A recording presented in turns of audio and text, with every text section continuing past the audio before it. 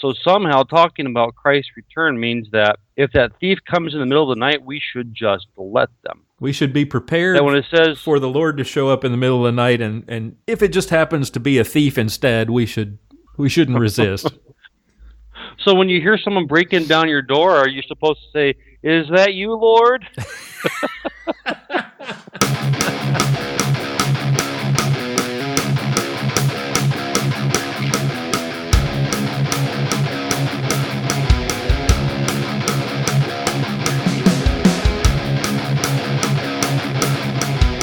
Bringing you law, gospel, and guns.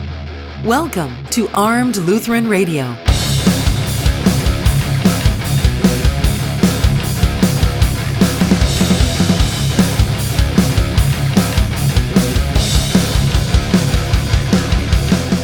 Welcome to Armed Lutheran Radio, a member of the Self-Defense Radio Network. I'm your host, Lloyd Bailey, the Armed Lutheran, and this is episode 55, brought to you by Cook's Holsters, American-made custom Kydex holsters with a lifetime warranty and a 100% satisfaction guarantee. CooksHolsters.com. Welcome to the show. I hope you had a great week. We've got a huge show for you today. Lots of cool stuff. I'm not going to waste any of your time. I'm just going to tell you exactly what's coming and get right to it. Mia is back from SHOT Show with a report on what she saw there. Aaron has valuable lessons learned from a road rage incident a couple of months ago. Sergeant Bill is going to be answering a listener's question about dry fire. And Pastor Bennett and I will do a little something different. We're going to be diving into an interview with the Reverend John Piper about God, guns, and manhood. So buckle up. All that's coming your way right after this, right here on Armed Lutheran Radio. A well-regulated militia being necessary to the security of a free state, the right of the people to keep and bear arms shall not be infringed. With those words, our founding fathers changed the world. They launched an experiment in freedom, where common lawful citizens are free to speak and gather and worship as they choose. But first among those freedoms is the one freedom that makes the rest possible. For 130 years, we've worked to preserve freedom first. I'm Wayne LaPierre of the National Rifle Association.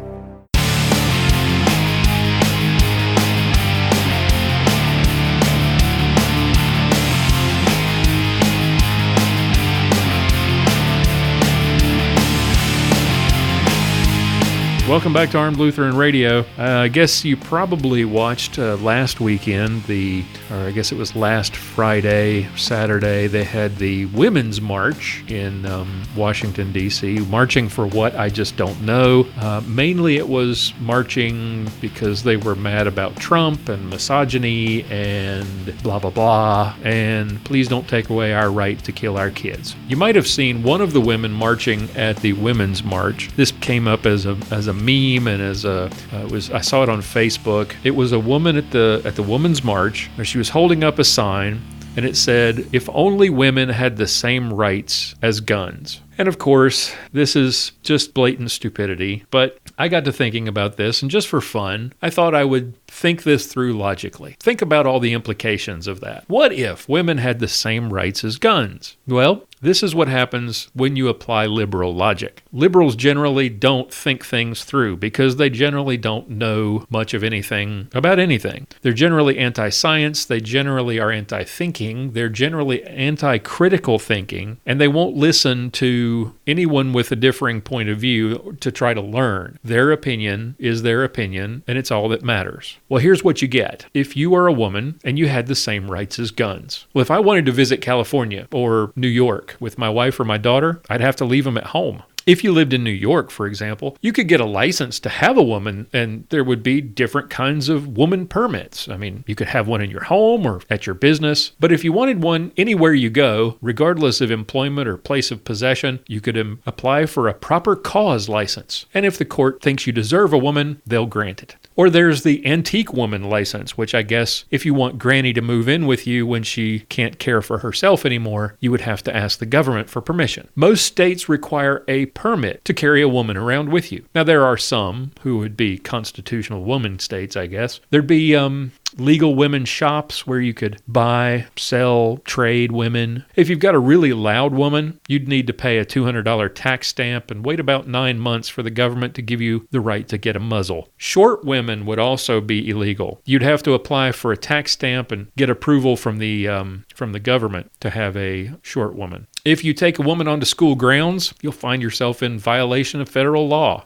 Some states would forbid having women in courthouses, so I guess female judges and lawyers would be out of the question. Women would no longer be able to work or even drive onto the property of a U.S. post office, and depending on your state, hospitals might forbid women on the premises. So much for female nurses or doctors, and imagine the setbacks for working women that would be. And what about female patients? How would they get medical care if they weren't even allowed to go to the hospital? Oh, and moms, don't even bother trying to see your kids play school sports, but your husband can record Johnny's first home run and show you when he gets home. And oh yeah, about little Susie, she'll have to be homeschooled. You can't have women on school grounds. And what about traveling across the country? Let's say you want to go to Disneyland or Disney World or the Grand Canyon. Women would have to be checked at the ticket counter, inspected, locked in a box, and stowed in cargo, because you can't take a woman on a plane. Well, don't worry. I hear a cargo isn't as uncomfortable as it sounds. You might have to hold it if it's a long flight or, wear a diaper.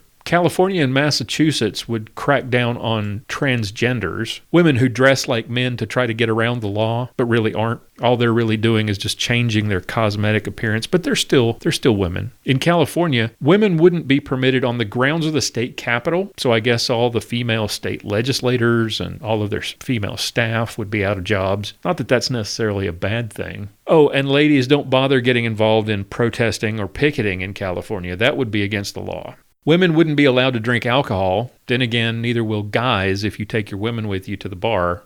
In many states, women can't even go into restaurants where alcohol is served. So if you're going out to a restaurant and the restaurant serves beer, you're going to have to leave your woman in the car. In many states, women wouldn't be allowed on college campuses unless your state, like Texas, allows campus women. In some states, like North Carolina, women wouldn't even be allowed onto the grounds of the state fair. Now, states like Alaska, Arizona, Kansas, Mississippi, Missouri, Vermont, and West by God, Virginia, they'd be havens for women because you can legally possess and take your women places without a permit. But even in those women-friendly states, like Vermont, women would not be allowed on the grounds of a public school or any state institution or courthouse. You can take your women to state parks in Vermont, but your women can't speak while they're there. That would be a violation of the law. In a number of states, taking your woman to church would be illegal. In others, if you're pulled over in a traffic stop, you have a duty to inform the officer that you have a woman in the car. In others, transporting a woman in the car is just downright illegal, unless she's concealed. Others have safe storage requirements, so you'd have to lock her in the trunk. Some states don't allow the open carry of women, so you'll have to conceal them when they're out in public. I guess Crossbreed's line of burqas will be coming out soon. Some states like New York, Massachusetts, California, for example, they've got restrictions on large capacity women. So if you're on the heavy side, ladies, you might want to avoid those states. In some cities, like Chicago, you wouldn't even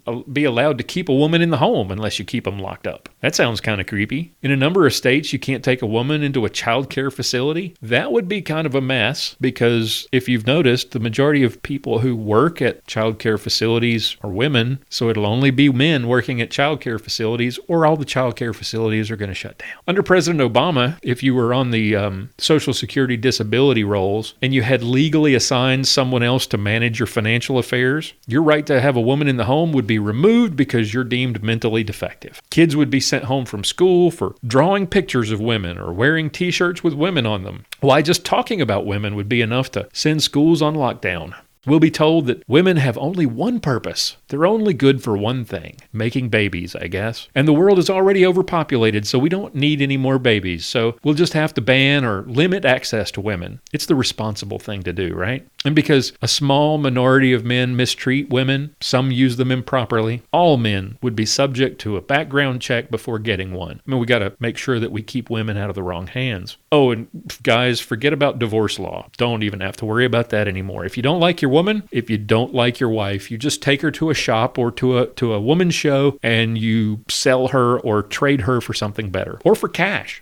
So, you anti-gun women marching for the right to kill your unborn kids, holding up what you think is a pithy sign about how guns have more rights, if you apply logic and critical thinking to that statement, to the things that you're suggesting. I know that's a hard thing to do for liberals, but imagine if you did. I don't think you'd find that your ideas are really quite so great. We'll be back to the days when women can't work, they can't go to school, they can't vote, because in a lot of states you can't take a woman into a voting place. They can't go to college. Many career opportunities are not available to them because you simply can't have women in places like courthouses or government buildings or post offices or schools. Their place will be back in the home. Is that really what you want? If women had the same rights as guns, they'd pretty much be unable to function in society. They couldn't be teachers, they couldn't be lawyers or judges, nurses or doctors, postal workers. They'd have very limited roles, and it would pretty much be like Saudi Arabia. You can't do anything, you can't go anywhere, you have to be covered up all the time, you have to be hidden or locked up. Be careful what you wish for, ladies. If you want to march around dressed up like pink vajayjays complaining about all the rights that guns have and that you don't, you might just be surprised by the truth if you do a little thinking. I know that's hard, especially for liberals, but give it a try before you write something stupid on a sign.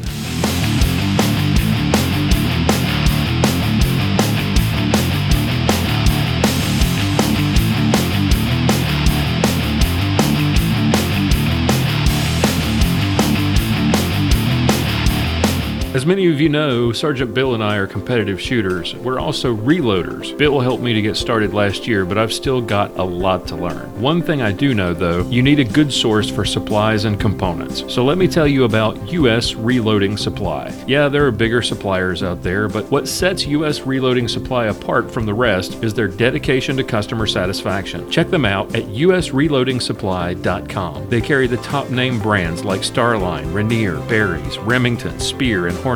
If you've got a special order like primers and powder that you don't see on their website, give them a call for a quote. I did and got a great price. Excellent customer service, fast delivery, prices that include shipping, and a promise to match or beat any retailer's price, including shipping. Call them today, 941-451-7357, or visit them today at usreloadingsupply.com and use the promo code Lutheran2017 to save 10% off your order. usreloadingsupply.com.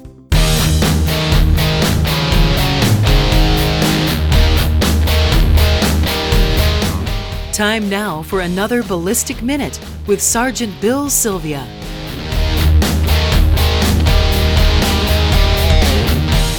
Hey, this is Sergeant Bill. This is your Ballistic Minute.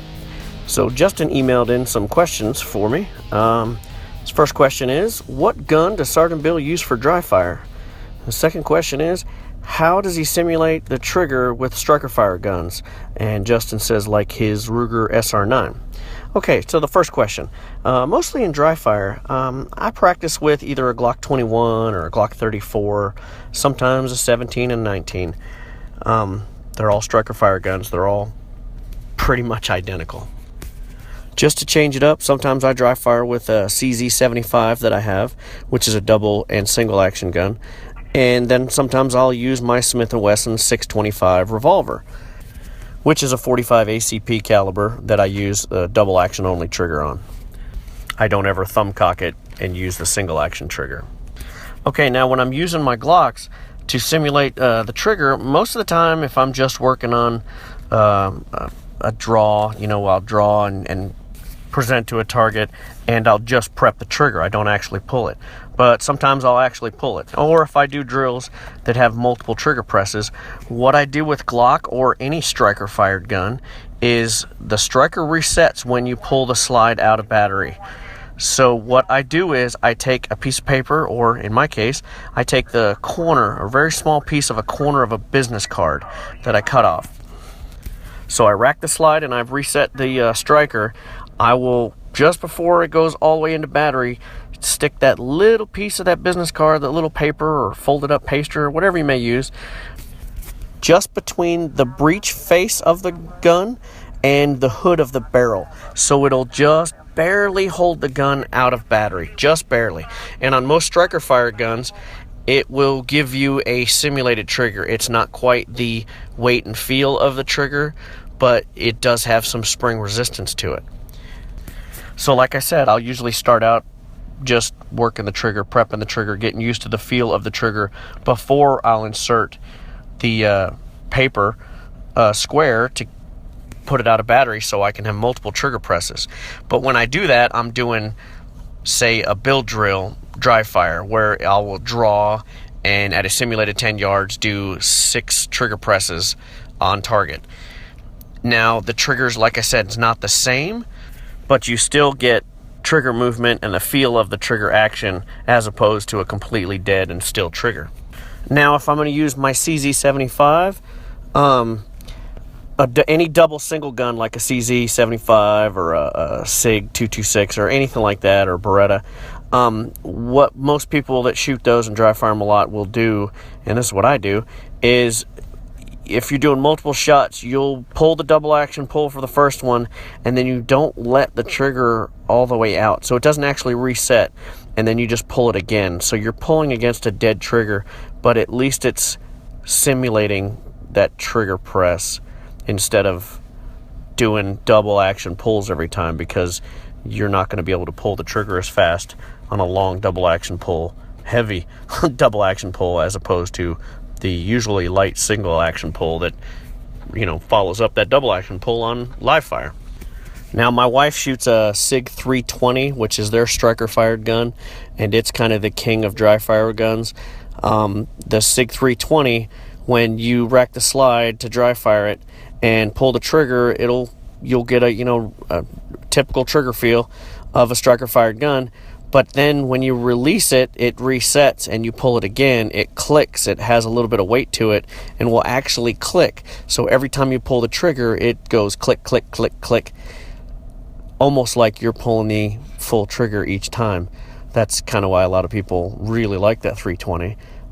It's a great dry fire gun, even though my wife doesn't dry fire. So Justin cut a little corner off of a business card, and just small enough to put in between the breech face and the barrel hood, so that you can get it out of just barely out of battery, and try that and see how that works. If that doesn't work for you, my other advice, if you have the money, buy a SIRT pistol. SIRT pistols are designed to be exactly like a Glock, or even I think they even have a M&P style shaped one, and they're designed to reset every time. So you'll get what the trigger is going to feel like on a stock trigger. A lot of competition shooters don't shoot their triggers stock the way they are.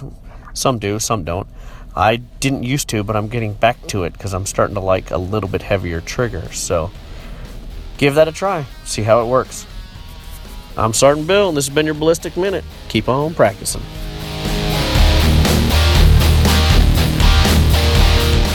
Sergeant Bill Silvia is a 15-year veteran of the Dallas Police Department and masterclass competitive shooter.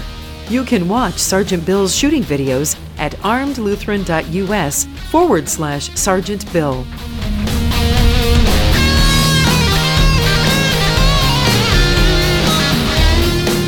The percentage of women who own guns is growing. American women are more knowledgeable and better equipped to defend themselves than ever before. So, why is it that every time I go to a gun shop, I feel like they're talking down to me?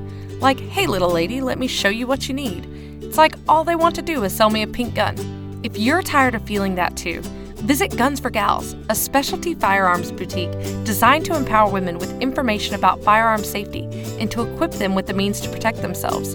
The owners go out of their way to find products specifically for women, and they actually listen and ask questions to help you find the right products to meet your needs.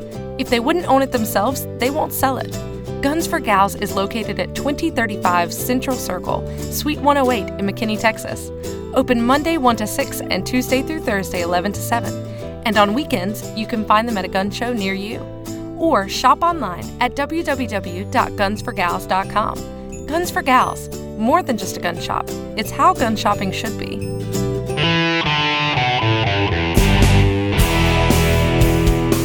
Up next, it's Mia's Motivations with Mia Anstine.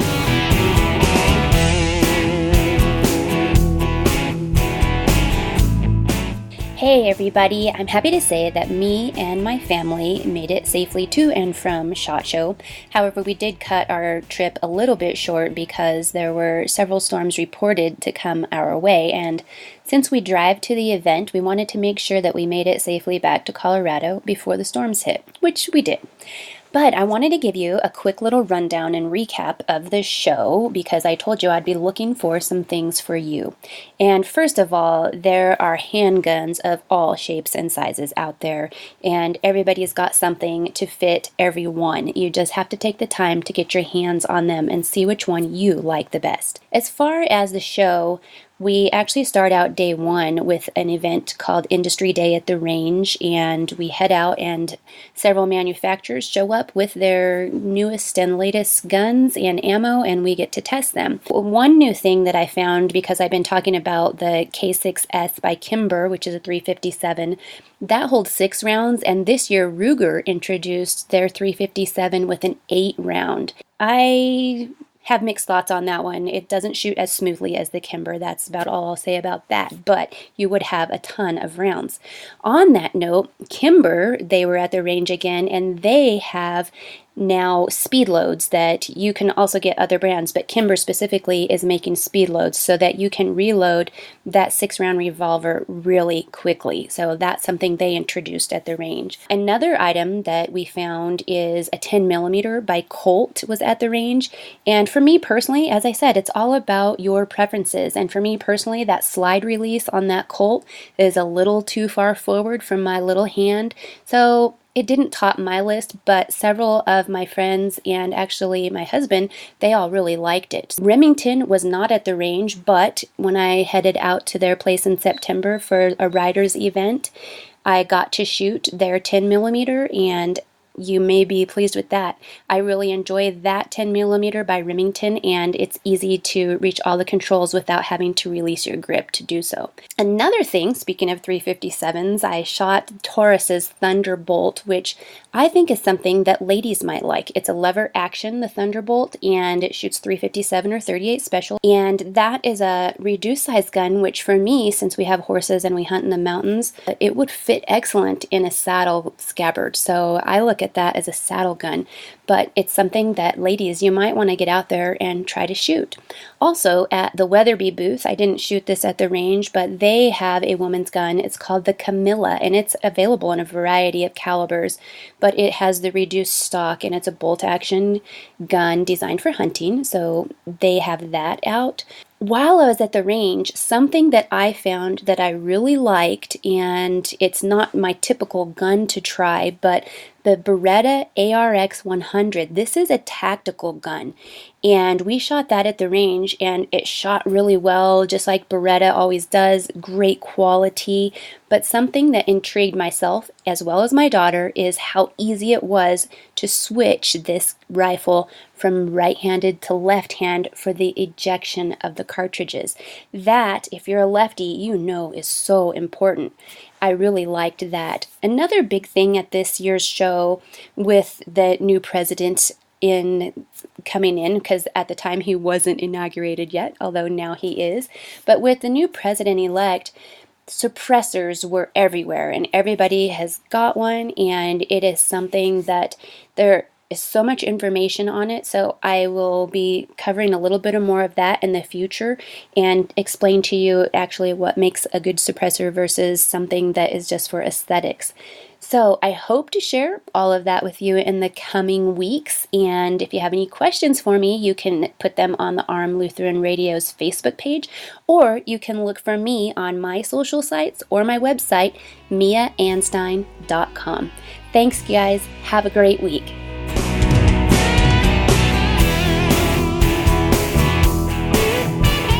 You can read more from Mia and watch her YouTube videos at miaanstine.com.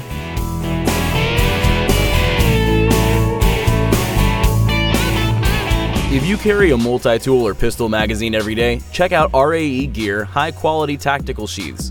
Designed with the needs of law enforcement, military, first responders, and concealed carriers in mind, RAE gear sheaths are made from powder-coated stainless steel, making them strong, corrosion-resistant, and lightweight. They feature a spring steel belt clip for easy deployment and removal. Your tool or magazine can be easily accessed with just one finger, and yet the integrated retention keeps your tool or magazine secure even when turned upside down. RAE Gear's tool sheaths are designed to work with a variety of Leatherman brand multi-tools, and their new line of quick deployment mag sheaths offer the same tough construction and corrosion resistance for carrying most double-stacked 9mm, 40 caliber, and 357 SIG magazines.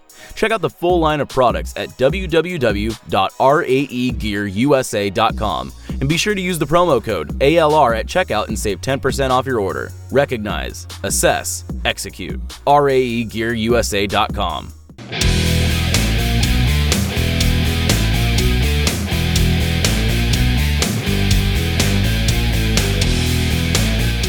It's time for this week's self-defense tip from Aaron Israel of Fundamental Defense.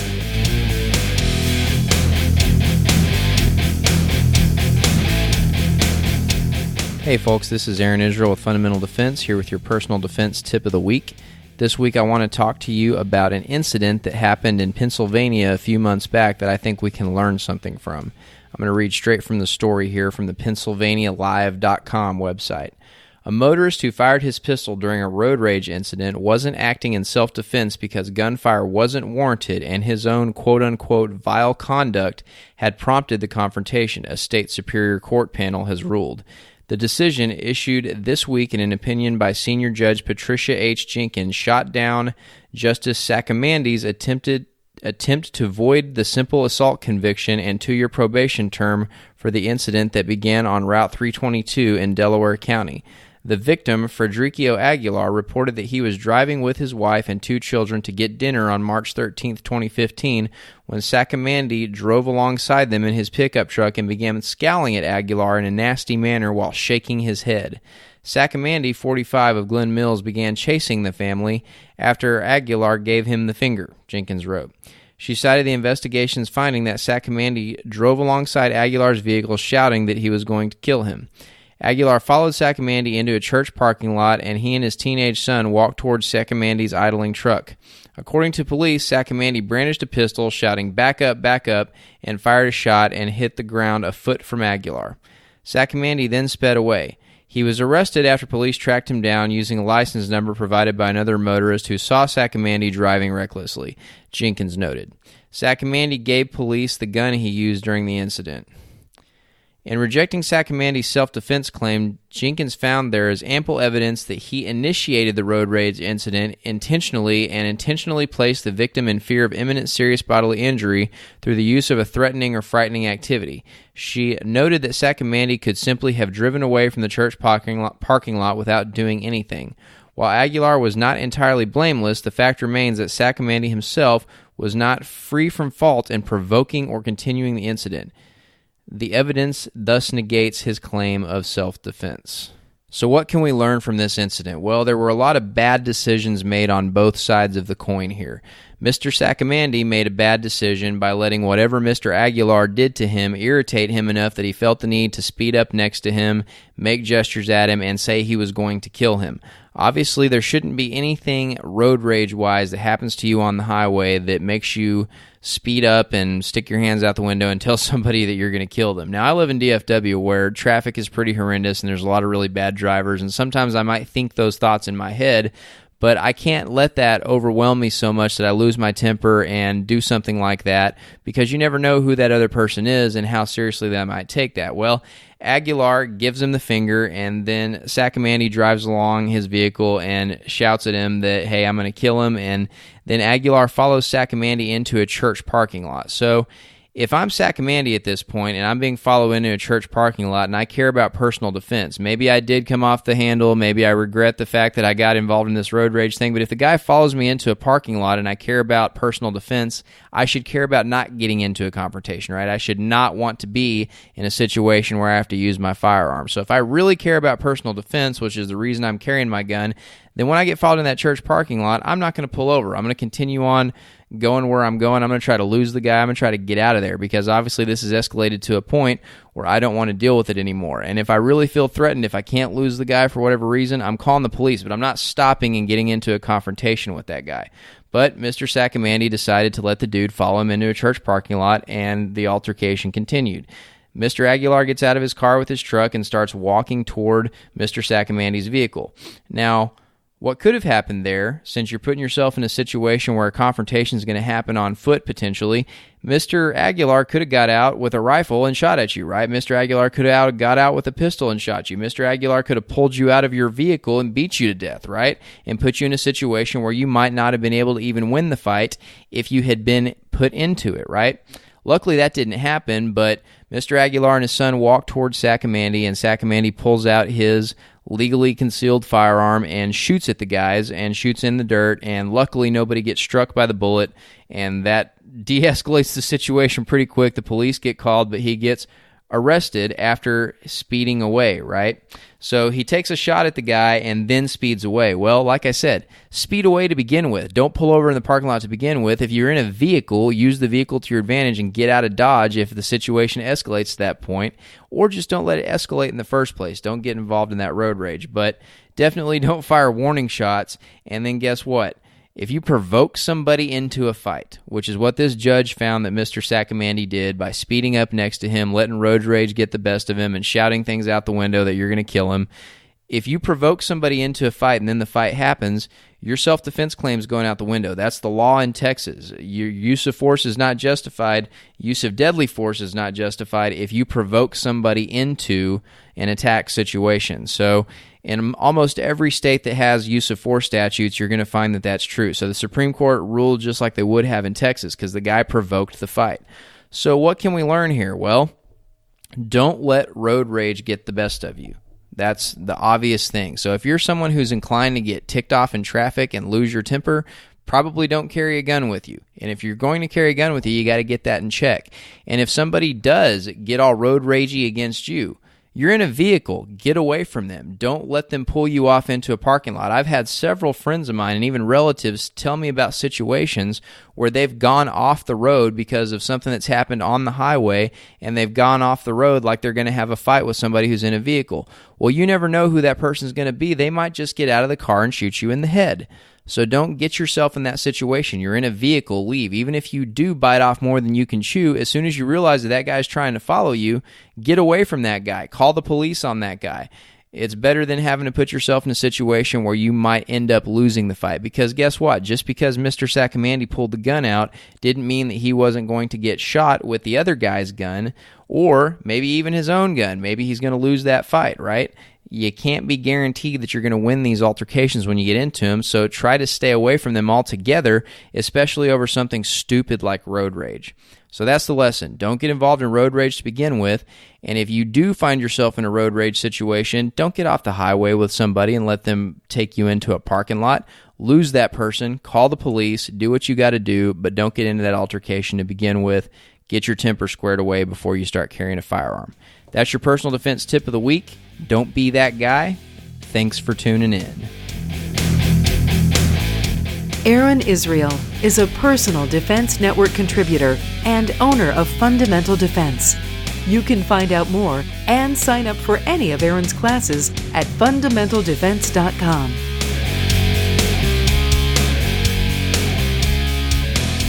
Hey guys, it's Lloyd, the Armed Lutheran, here with you. I want to tell you a little something about Cook's Holsters. I found Cook's Holsters about 4 years ago when I was doing a series of articles on small, independent Kydex holster makers. I interviewed Bob Cook and I wrote a profile of their company and the products and reviewed several of the holsters. I've been using their holsters personally ever since. I believe in them so much, I became an official Cook's Holsters dealer, and I sell them on the website. So you can go to armedlutheran.us, go to the Armed Lutheran store, and you can buy Cook's holsters directly from us. That's how much I believe in them. I use them every day for carry and for range work and for competition. Now, when you make a decision to carry a firearm, to protect yourself, to protect your loved ones, getting a good holster is huge. Aaron Israel talked about this on the show in episode 54. It's absolutely crucial that you get a good holster. You want something durable, something that covers the trigger guard completely, something that has proper retention so the gun won't fall out. You want it to stay open so that when you reholster, you don't have to adjust it so that it's safe. You want something that's going to maintain its shape for years to come. Leather and other things, they deform, they change over time. Kydex doesn't do that. And you want something that's comfortable to carry all day. Cook's Holsters offers a quality holster at an affordable price. They're custom made to fit the gun that you carry with a wide array of colors, camo patterns, and print patterns so that you can personalize your choice and make it your own. Now, they offer a lifetime warranty and a 100% satisfaction guarantee on all their holsters. I trust Cook's Holsters and the quality of the work that they do. I carry their holsters every day. And when I needed a holster for my wife's first carry gun, I got it from Cook's Holsters. That's how much I believe in what they make. Check them out today at cooksholsters.com. Use the promo code ARMEDPODCAST and you'll get 10% off your order. If you carry a gun, you've got to get a quality holster. Get yours from Cook's Holsters. www.cooksholsters.com.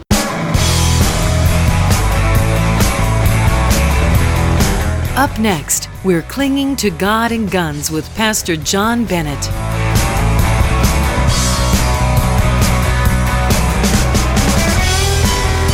Welcome back to Armed Lutheran Radio. Time now for another edition of Clinging to God and Guns. And joining us again is our good friend John Bennett, the pastor of St. John's Lutheran Church in Willow Creek, Minnesota. Pastor, welcome back. Thank you, Lloyd. Well, we've decided to add a new wrinkle to our repertoire this week. Pastor Bennett found an interview with Reverend John Piper from March of 2014. It's on desiringgod.org. And we decided to actually listen to Reverend Piper and to counter his ideas point by point. Reverend Piper is the founder of desiringgod.org. He's the chancellor of Bethlehem College and Seminary. He's the author of over 50 books. He served as a pastor at Bethlehem Baptist Church in Minneapolis, so right in your backyard.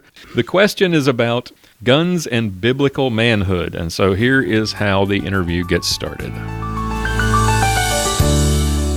Pastor John, is it necessary for a Christian man in his divine calling to protect his wife and children to own and be willing to use a gun? Yes or no? Yes or no? That would be a short... No. Are we done? Oh. So right off the bat, if he stops right here, we're good. This is a pretty easy yes or no question. It's not necessary to own a gun. No, you don't need a gun. As a Christian man in your calling to protect the life and chastity of your wife and children, you don't have to own a gun. As a Christian, we have the freedom to choose how to protect our families, in any way we want to. But we do have to protect them. That's our vocation. We do. Yes. So there's a big, huge but coming in the rest of this interview, and that's probably as far as we're going to agree with Reverend Piper here. So here's his second clip. There are at least 4 reasons I would discourage people from owning firearms for the purpose of self-defense. I'm not talking about hunters here, okay? Leave that for another issue.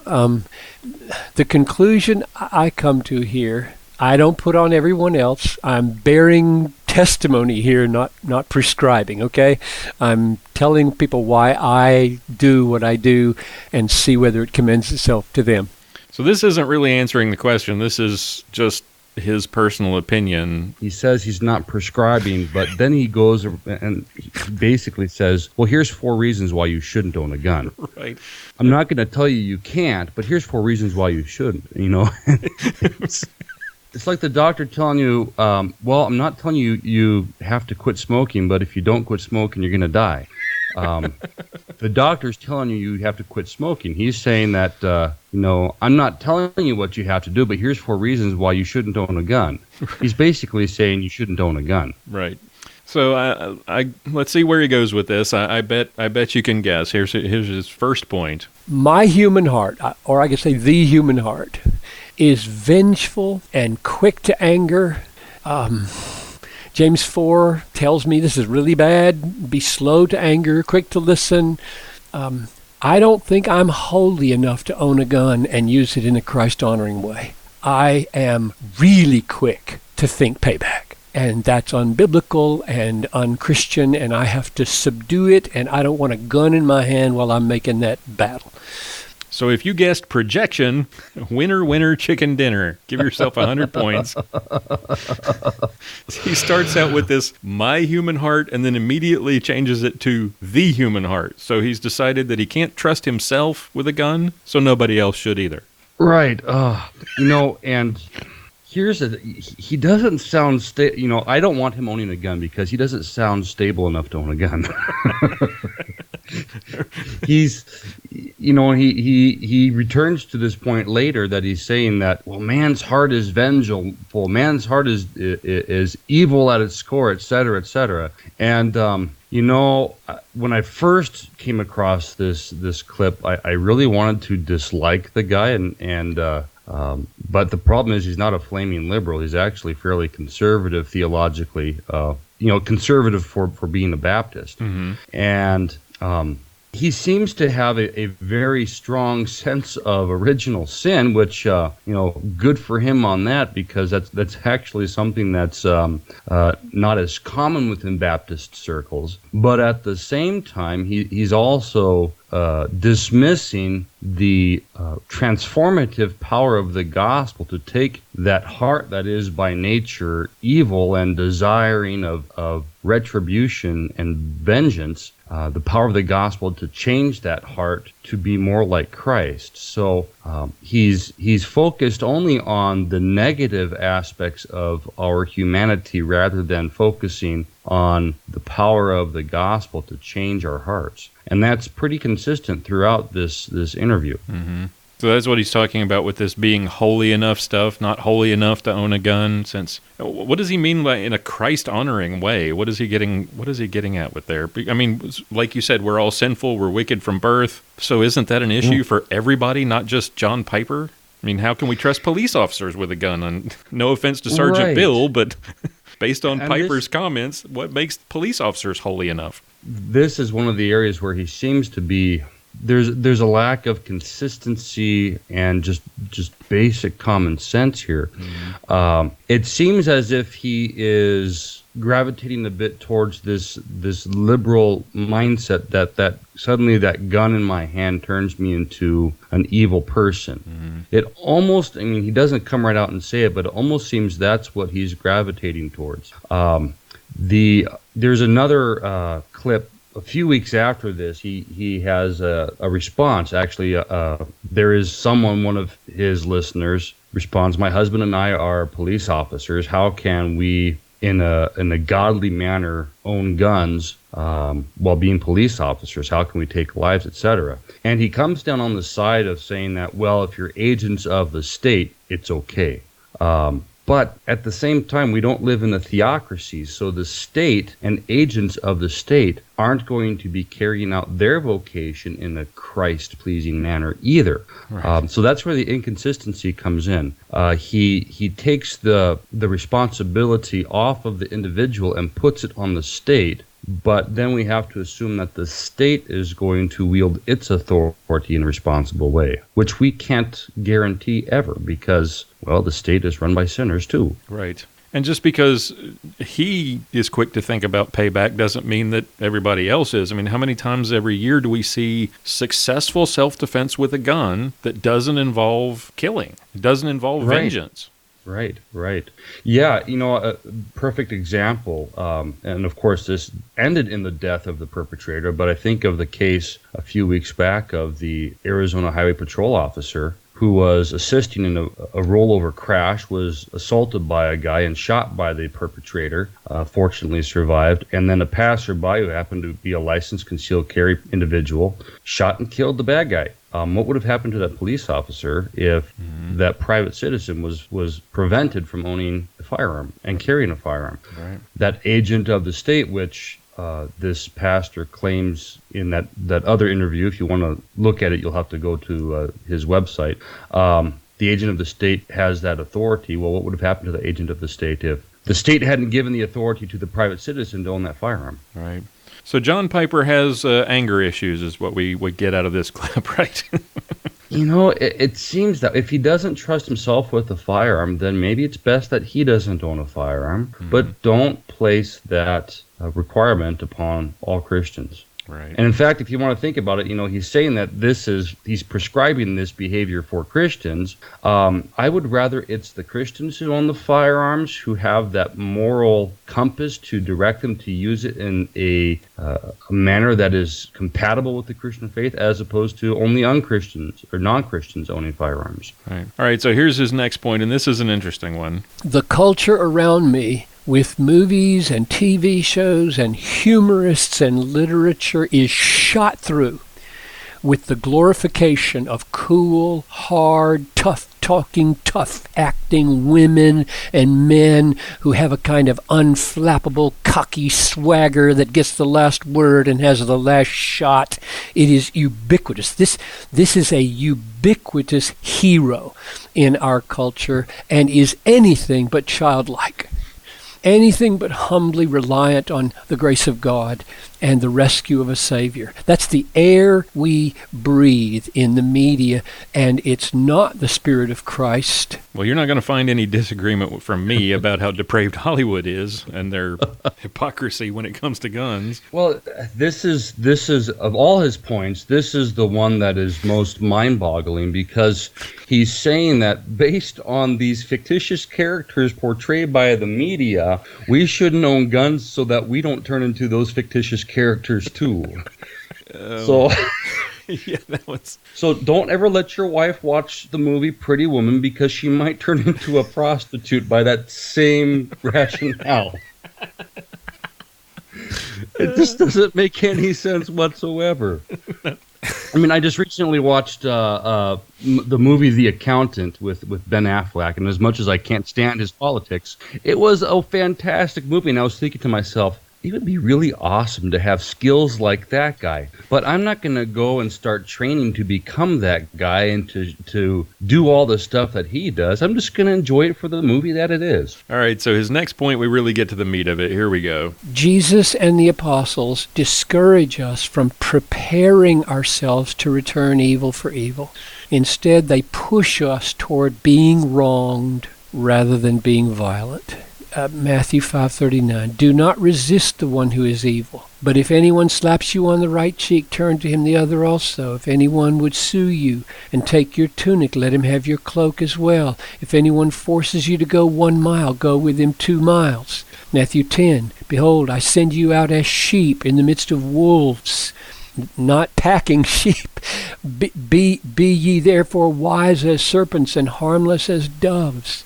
Romans 12, repay no one evil for evil. 1 Thessalonians, no one evil for evil. 1 Peter, no one evil for evil. So we've heard these 1,000 times, if we've heard it once. This is the classic confusion of self-defense with evil, right? Right. And nowhere do we find in Scripture where there's any prescription where it tells us that it is evil to defend yourself.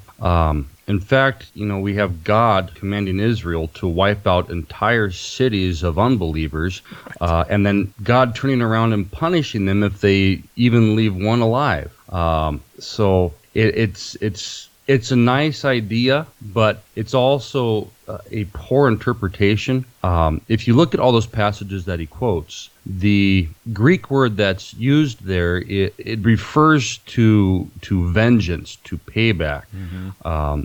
In some of the English translations, it has payback as 2 separate words. The Greek word literally means to give back. So if somebody does you evil, the intention there is not against self-defense, but against retribution, against vengeance. And scriptures say, vengeance is mine, I will repay, says the Lord. So it's not for the Christian to engage in vengeance. But vengeance and self-defense are 2 entirely different things. Right, and this is that confusion that we constantly see, that where it's what he's saying here is true on its face, because the Bible does discourage us not to seek vengeance, not to return evil for evil, but it confuses self-defense with vengeance, and then says, by extension, that self-defense must be evil. And those who don't know any better, like apparently Reverend Piper, actually believe this stuff. All right, so this is from Luther's Works, Volume 21. I was looking at this last night where he's talking about the Sermon on the Mount, and he's talking about Matthew 5:38 through 42, and he says, as regards his own person, according to his life as a Christian is subject to no one but Christ, but at least outwardly, according to his body and property, he is related by subjection and obligation to the emperor, the government, inasmuch as he occupies some office or station in life, or has a house and home, a wife and children. If he has a house or a wife and children or servants and refuses to support them if need be, or to protect them, he does wrong. It will not do for him to declare that he is a Christian and therefore has to forsake or relinquish everything. According to your own person, you're a Christian, but in relation to your servant, you are a different person. You are obliged to protect him. Right. He mentions James 4, but he doesn't mention James 4:17, which says, therefore to him who knows to do good and does not do it, to him it is sin. Mm-hmm. I think we could all agree that defending the lives of others is a good thing. And if you have the opportunity to do that and fail to do it, or refuse to do it, it's sin. Yes, right, or refuse to. It's one thing for a person to say, I freely lay down my life to the one who wishes to take it from me. It's an entirely different thing to say, because I freely am willing to die because of the one who wants to take my life, I also subject my wife and my children to the same fate. By adopting his position, that is the ultimate outcome. That if I'm going to say, somebody breaks in my house, they put a gun to my head, let them do it. When I'm gone, what's to stop them from doing the same to my wife and children? So James tells us this is sin. And so I hate to tell this guy, John Piper, but what he is, in a sense, encouraging is sin. Failure to do good. Failure to protect. If you don't want to protect your own life, fine. But failure to protect the life of others, that is sin. All right, this next point's interesting. These same texts would be used to say you shouldn't use your fists either. Just the same as using them, applying them to guns. So the person would ask me, so are you saying don't do anything to protect yourself or your family? And my answer is, these texts describe a real way of loving people and glorifying the all-satisfying, all-sufficient Christ. They are one form that love takes, a very powerful form, a form that Jesus chose almost all the time, a form of love that we don't have enough of. I don't have enough of in my heart, and we don't have enough of in the world. Our flesh is all wired and hair-triggered to go the other direction than these texts. But these texts are not the only form of love. Love may protect a child, may protect a wife with a physical struggle. Here's what I'm saying. I'm saying, in quoting those texts, it's the spirit of those texts that disinclines me from arming myself so that I can do the quickest and most deadly harm in self-defense. These passages don't sound like an arming spirit. What? So these passages say you can resist the evil one as long as you use non-lethal force, or it's okay to grapple with the evil one. I mean, what is he talking? This is having it both ways and in the middle at the same time. It's kind of bizarre. I don't know what to make of it, to be honest. It seems what he's implying is that the attitude of Christ is roll over and die, and that is to be our attitude as well. He's just talked about how, you can't use lethal force to defend yourself, but then he turns around and says that this is one of the greatest forms of love. But how then is it love towards those who you have then left vulnerable to your attacker if you take this attitude of passivity? It just doesn't make any sense. It almost reminds me, after that tragic Sandy Hook shooting, you had a lot of people who were opposed to the idea of armed guards outside schools, but then these same people were encouraging kids to bring canned food items to school so that those canned food items could be used in a defensive manner against an armed attacker. It just it doesn't make sense. If your life is in danger, you want the most efficient means of protecting your life. And if your attacker is armed with a lethal weapon, such as a firearm, would you want a can of soup or would you want a firearm? Today we're going to learn how to defend yourself against an attacker with fresh fruit. I just had a flashback to that scene from Monty Python. So here's Piper's final point, and it's a doozy. Can you guess where we're going next? I bet you can. When Peter pulled his gun on the high priest in the Garden of Gethsemane and shot off the high priest servant's ear, Jesus picked up the ear and put it back on. What did Jesus say at that point? Because I think what he says really matters. He didn't say, hey, Peter, we've been through this before. I am here to die, and you are missing the whole point. Get behind me, Satan. He didn't say that. He said that earlier. What he said was a proverb, a maxim that he applies in this situation. He said, put your sword back in its place, for all who take the sword will perish by the sword. That's a little proverb, and proverbs have a general truth. They're not absolute, not everybody to the last man, but it's a general truth. All who take the sword will perish by the sword. So what does he mean? I think he means something like the mindset that plans to save its life by killing is not inviting the protection of God, but the violence of man. I think that's what Jesus means when he says, all who take the sword will perish by the sword. The mindset that plans to save its life by killing is not inviting the protection of God, but the violence of man. You can't hear me pulling my hair out. Oh my God. If you guessed Matthew 26:52, the arrest in the Garden of Gethsemane, then another 1,000 points for you. Oh my gosh. Peter pulled a gun and shot off the servant's ear. Quick draw McGaw there, huh? So we've I don't know how many times we're going to do this, but it's no surprise that he goes down this road, right? We could see this coming from a mile away. But here's the great irony here is if you're going to do this goofy substitution of guns for swords in Matthew, let's do the same thing with Luke 22. So Jesus is then encouraging his disciples to own firearms. No. So suddenly there are no longer guns in Matthew 26. They're now slingshots or something, right? Different book. Yeah. He goes to great lengths to make up an interpretation that conveniently agrees with his predetermined conviction. I think that what Jesus means, so he's ignoring hundreds of years of interpretation and scholarship and just divining his own interpretation. It'd be so much easier for me to prepare my sermons with that method that, I'll just look at random passages. This is what I think Jesus means. Way to go and put words into Jesus' mouth. I don't think Jesus appreciates that. But his interpretation is bogus, and I can demonstrate that with Scripture. Surprise, surprise.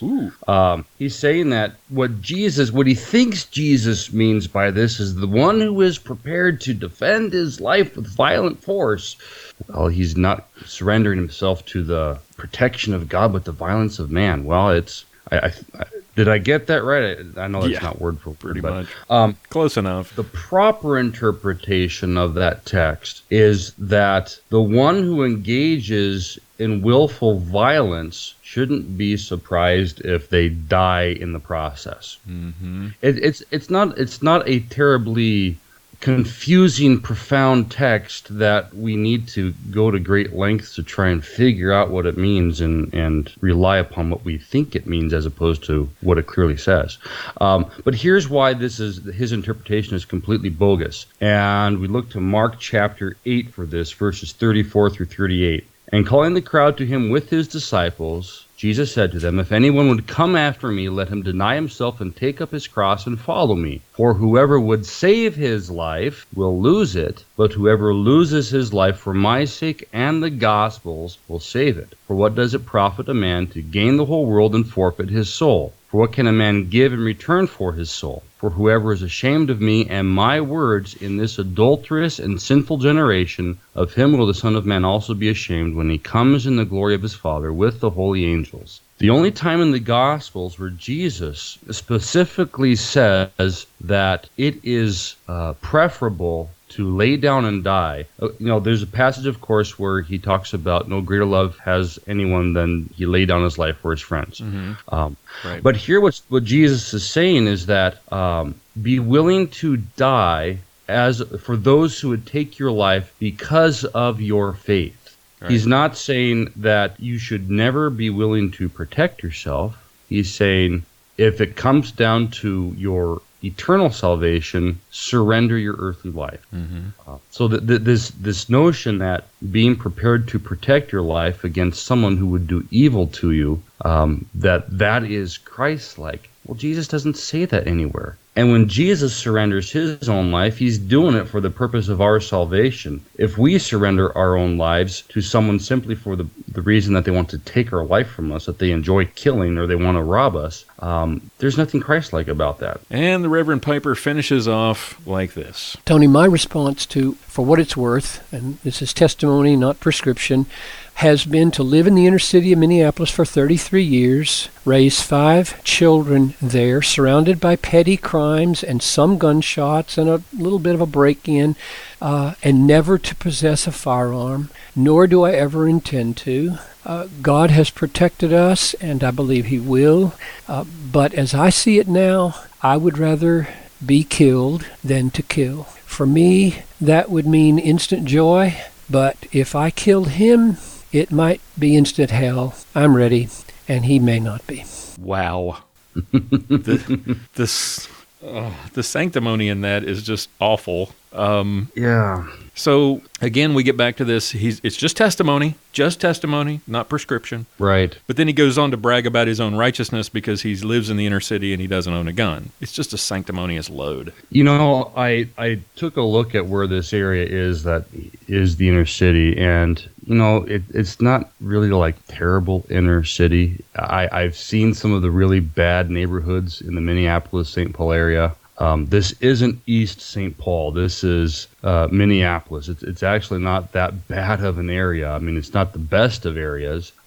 He's just a few blocks from the U.S. Bank Stadium where the Vikings play. Let's take a few of these points. He says that God is protecting him, or God has protected him. So does that mean that those unfortunate Christians who've been harmed by criminals, raped, robbed, murdered, are they just not righteous enough and God didn't protect them? Good question. Is that, by implication, that's basically what he seems to be saying here. Right. And that's, there's a logical fallacy at work there, because, he's declaring this as an absolute. So then, yeah, if you put your trust in God, and anyone of faith should put their trust in God. If I'm carrying concealed out in public, I'm not putting my trust in my firearm. I'm putting my trust in my Savior. If it came down to it, I am prepared to defend my life or the life of others. But you can take what he says and apply it in that way to say that, yeah, if you've been attacked, then maybe your faith wasn't strong enough. It's kind of like the old prosperity gospel that if you have enough faith, you're going to have all that you want. Jack wagons like Joel Osteen.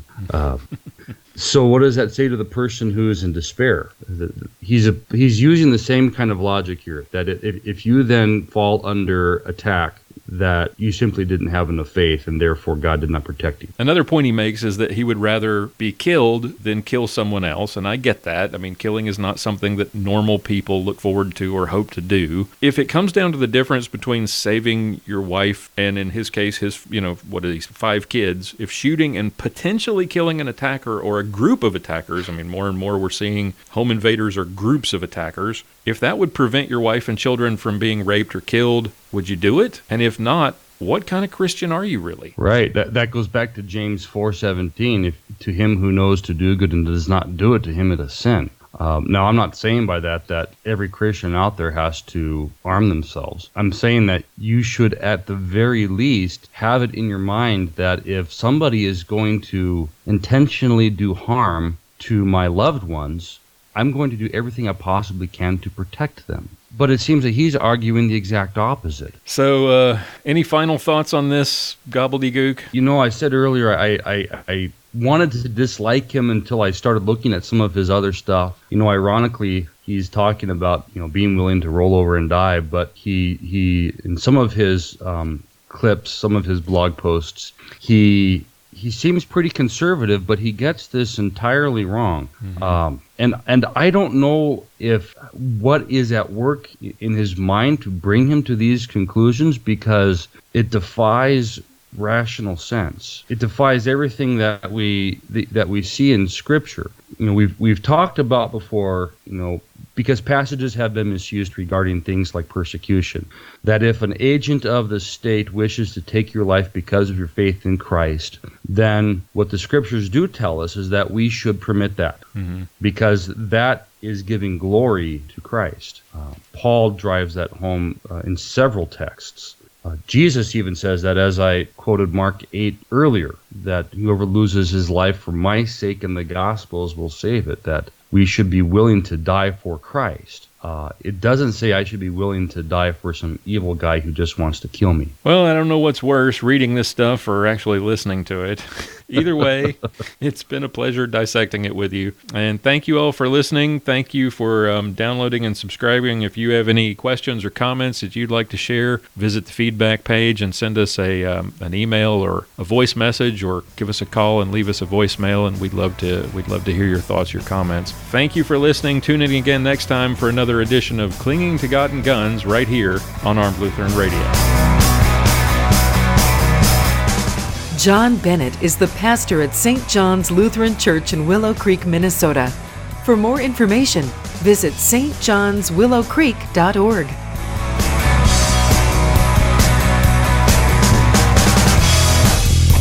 And that's going to wrap it up for another week of Armed Lutheran Radio. Thank you to all of my contributors, Sergeant Bill Silvia, Aaron Israel of Fundamental Defense, Mia Anstine, and Pastor John Bennett. Thank you, dear listener, for joining us again this week. We hope you will tune in again next week for another episode. Until then, keep shooting, keep praying. We'll talk to you next time.